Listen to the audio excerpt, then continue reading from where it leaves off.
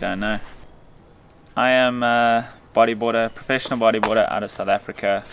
I have been traveling around the world and on the world tour for about 8 years now, and I won a world title in 2017. But that's not kind of what I see myself as. I see myself as a person that wants to help and educate people on bodyboarding and exactly and to get people to enjoy the ocean a lot more and to be a lot more confident on a bodyboard. And why do you want to get people involved in the ocean? I enjoy the ocean so much that I feel like people should have that opportunity to do the same. And for me, I feel like it's my purpose and kind of my responsibility now as I get older and start to mature a little bit more to really push people to enjoy the ocean and get the experiences that I've had, where you can really just enjoy your time out there and have fun and have a good time.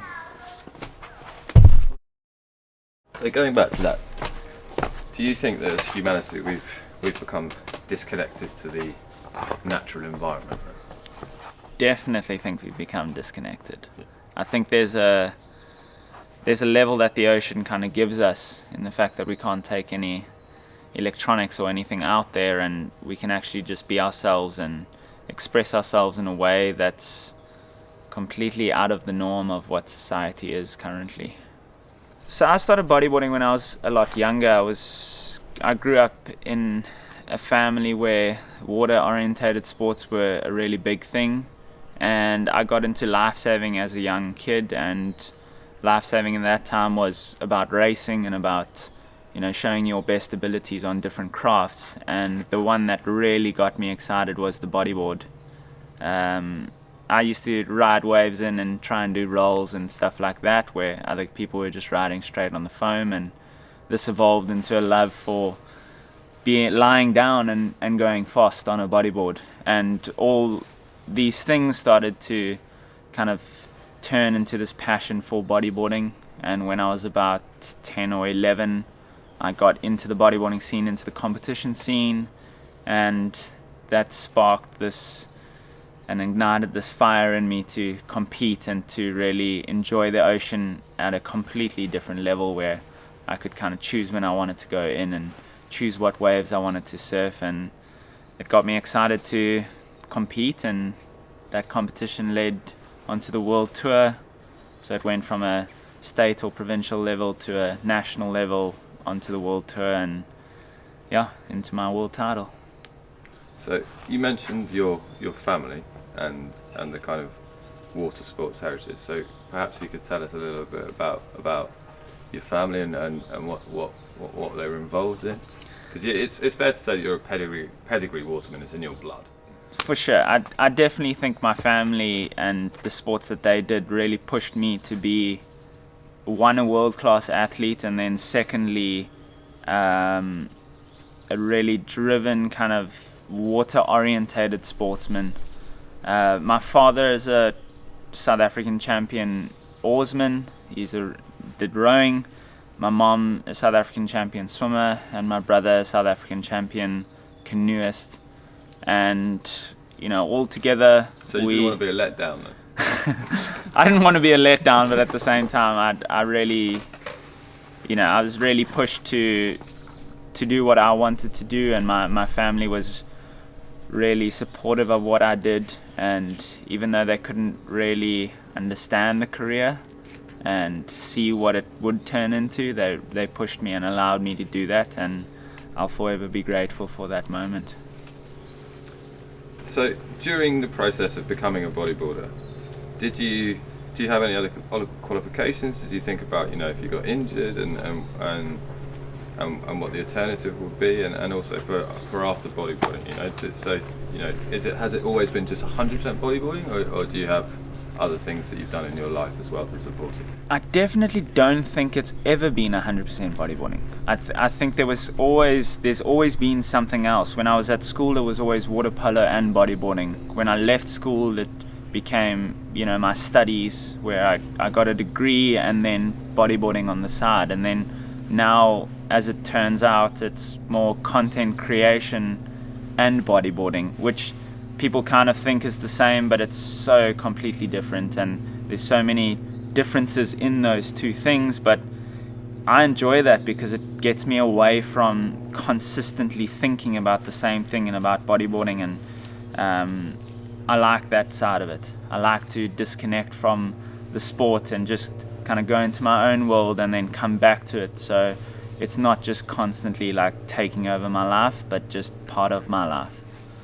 For a professional surfer, that's a professional bodyboarder that's used to traveling the world and chasing the best waves, the pandemic and the restrictions that ensued from the pandemic, it must have been pretty tough for you. Like everyone around the world, but particularly, you know, a guy like you that's used to traveling. So was it hard? Did you struggle during that period? I did struggle. I think it's fine to say that I did struggle. It hasn't been easy for anyone, and especially for my career and what I was doing for the last 7 or 8 years.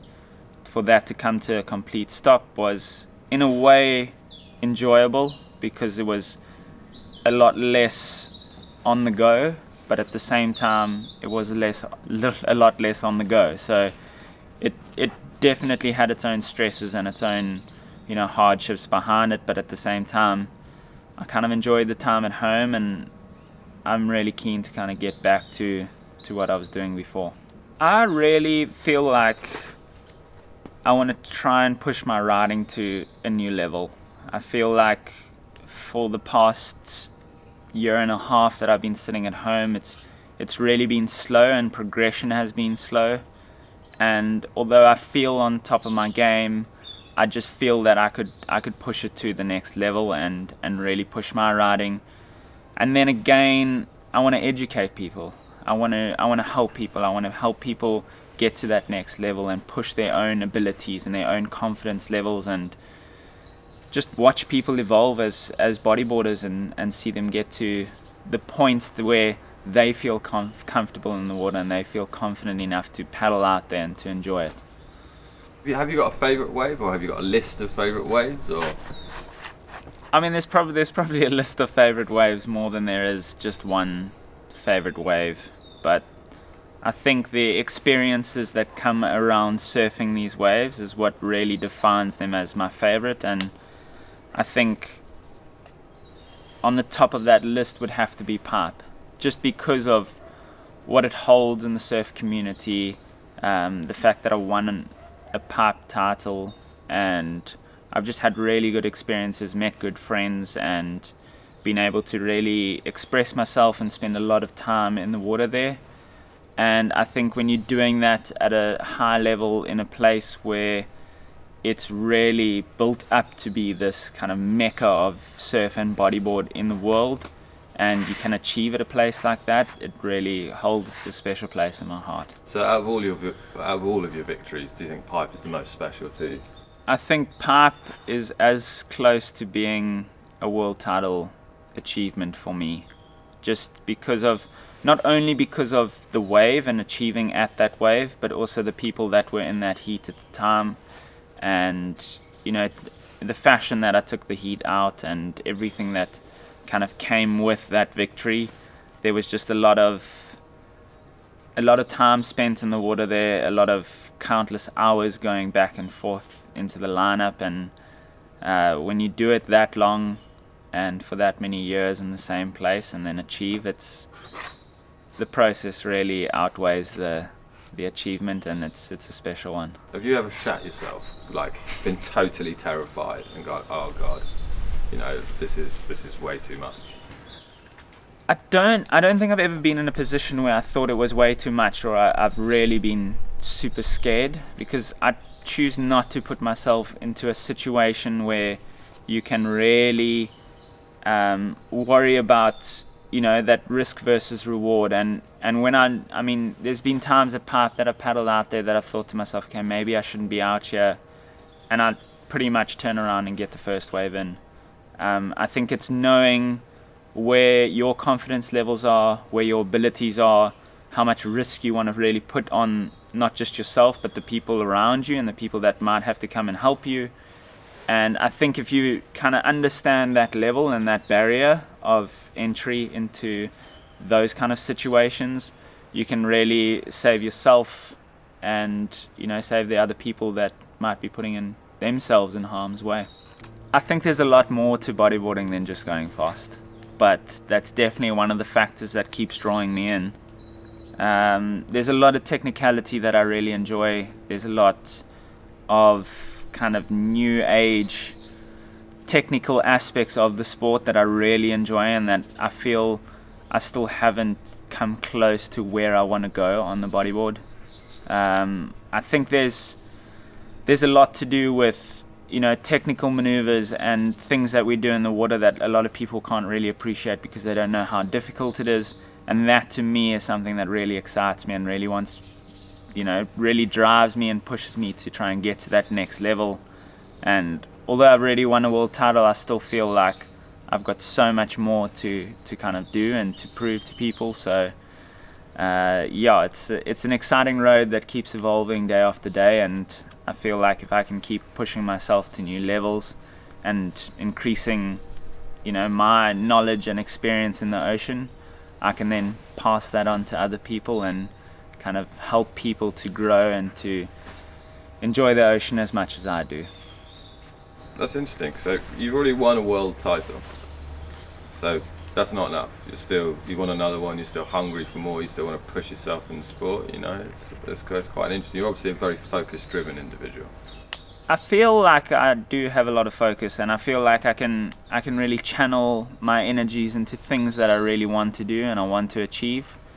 I got to a point in the last 2 years with the situation that we've been going through where I wasn't too sure if I wanted to compete, and I was kind of okay with sitting around, and I went back into the first competition in South Africa and I was like, okay, I want to compete again. And I think that's down to good team management and the people around me that pushed me into doing what I've done so far. And as much as this is a very individual sport, I've got an amazing team backing me, amazing set of sponsors that push me to new levels and want to see the best from me. And I think that's what you need as a sportsman. You need a team around you, and you need people to help you and push you. And I definitely want another world title. This is not the end.